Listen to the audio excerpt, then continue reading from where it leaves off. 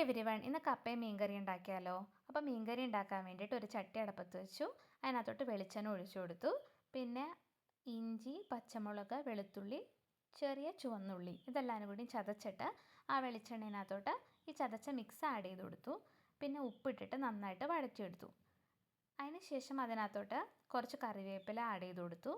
പിന്നെ ആവശ്യത്തിന് മഞ്ഞൾപ്പൊടിയും മുളക് പൊടിയും ആഡ് ചെയ്ത് കൊടുത്തു.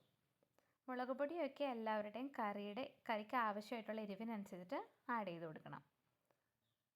പിന്നെ ഞാൻ മീൻ കറി നമ്മുടെ കുടംപുളി ഇട്ടിട്ടാണ് വെക്കുന്നത്. അപ്പോൾ കുടംപുളി ഞാൻ നേരത്തെ എടുത്തിട്ട് വെള്ളത്തിൽ ഇട്ട് വെച്ചിട്ടുണ്ടായിരുന്നു. കുടംപുളിയൊക്കെ ഞാൻ കഴുകി എടുത്തിട്ട് ഈ വഴണ്ട് വന്ന മിക്സിനകത്തോട്ട് ഈ കുടംപുളി ചേർത്ത് കൊടുത്തു.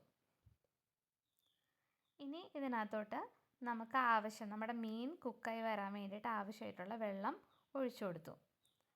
ഇനി ഈ വെള്ളം നന്നായിട്ട് തിളച്ച് വരണ സമയത്ത് നമ്മുടെ മീനൊക്കെ ആഡ് ചെയ്ത് കൊടുത്തു. ഞാനിവിടെ എടുത്തിരിക്കുന്നത് വറ്റ എന്ന് പറയുന്ന മീൻ കറിയാണ്. ഞങ്ങളുടെ നാട്ടിൽ ഇതിനെ വറ്റ എന്നാണ് പറയുന്നത് ഈ മീനിനെ.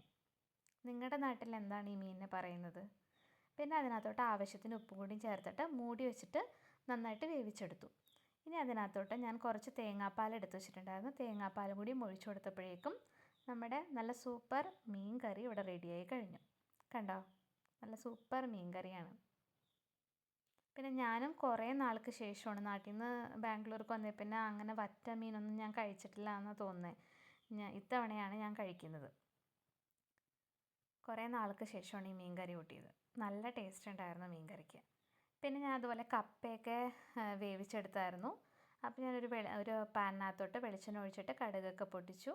അതിനകത്തോട്ട് പിന്നെ 2-3 ഉണക്കമുളക്, കറിവേപ്പിലയൊക്കെ ആഡ് ചെയ്തിട്ട് നമ്മുടെ വേവിച്ച് വെച്ചിരിക്കുന്ന കപ്പയും കൂടിയും എടുത്തിട്ടപ്പോഴേക്കും കപ്പ അവിടെ റെഡി ആയിട്ടുണ്ട്, മീൻ കറി റെഡി ആയിട്ടുണ്ട്. അപ്പോൾ ഞാൻ ഏതായാലും ഇതൊക്കെ ഉണ്ടാക്കുവാണല്ലോ, അപ്പോൾ മീൻ കൂടി വറുത്തേക്കാമെന്ന് വെച്ചിട്ട് മീനിനകത്ത് മസാലയൊക്കെ പുരട്ടിയിട്ട് മീനും വറുത്തെടുത്തു.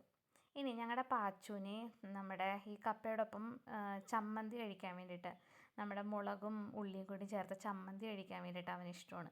അപ്പോൾ ഞാൻ ഏതായാലും ഇതൊക്കെ ഉണ്ടാക്കിയതല്ലേ, എന്നാൽ കുശാലായിക്കോട്ടെ എന്ന് വിചാരിച്ചിട്ട് ചമ്മന്തി കൂടിയും ഉണ്ടാക്കി. അപ്പോൾ ഉള്ളിയും പച്ചമുളകും കൂടിയും ചതച്ചെടുത്തു. അതിനകത്തോട്ട് കുറച്ച് ഉപ്പും അതുപോലെ തന്നെ നമ്മുടെ വെളിച്ചെണ്ണയും കൂടിയും ചേർത്തിട്ടുണ്ടെങ്കിൽ നല്ല സൂപ്പർ ടേസ്റ്റി ആയിട്ടുള്ള ചമ്മന്തിയും റെഡിയാണ്. അപ്പോൾ ഇന്നത്തെ ലഞ്ച് എന്ന് പറയുന്നത് നല്ല അടിപൊളി ലഞ്ചായിരുന്നു. കുറേ നാൾക്ക് ശേഷമാണ് ഞാൻ ഇതുപോലെ കപ്പയും നമ്മുടെ വറ്റ മീൻ കറിയും അതുപോലെ മീൻ വറുത്തതും ഈ ചമ്മന്തിയും എല്ലാവരും കൂടിയും ചേർത്തിട്ട് ഇങ്ങനെ കഴിക്കുന്നത്. അപ്പോൾ നിങ്ങളെല്ലാവരും ഒരു ദിവസം വീട്ടിൽ ട്രൈ ചെയ്ത് നോക്കൂ.